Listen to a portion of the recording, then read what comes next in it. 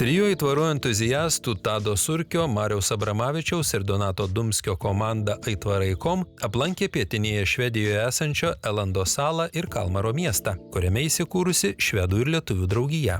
Elando saloje aitvarų meistrai susidūrė su stipriais pavasariniais vėjais, kurie pūtė beveik visą savaitę. Saulėtą vėjotą dieną menininkai aplankė dar 12 amžiuje pradėtą statyti Bornholmo pilį, vėliau perstatytą į rūmus, ir į dangų pakėlė dvi vėliavas – dailininkės Miglės Kosinskaitės pieštą vėliavą Jėzus Marija ir Mariaus Abramavičiaus tapytą vėliavą Paslaptingai skrendantis tikėjimas. Danguje plazdenančius aitvarus buvo galima išvysti ir iš netoliese esančio Švedijos karaliaus Karolio XVI Gustavo vasaros rezidencijos. Šiaurinėme Elando salos iškyšulyje, kur stūkso švyturys, auga galingi ąžuolai, pakrantėje akmenis plaka jūros vanduo, o pasislėpusi nuo stiprių vėjų jauki lagūna priglobė paukščius ir mažus laivelius, komanda Aitvarai.com į dangų pakėlė Mikalojaus Konstantino Čiurlionio angelą.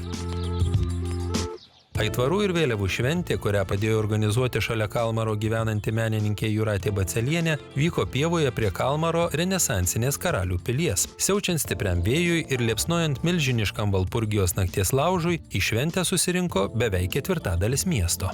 Švenčiant Švedijos karaliaus Karolio XVI Gustavo gimtadienį, iš pakrantės į dangų kilo aitvarai, plazdėjo vėliavos, o jaunieji specialistai gamino aitvarus ir gaudė vėją. Naujai pasiūtas Lietuvos trispalvės aitvaras blaškėsi danguje, stebindamas gausų būrį vietos gyventojų.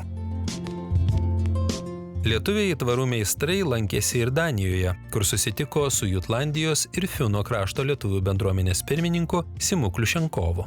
Susitikime buvo aptartos galimybės dalyvauti didžiausiame Danijos aitvarų festivalyje, į kurį kasmet susirenka apie 8000 aitvarų entuziastų iš visos Europos.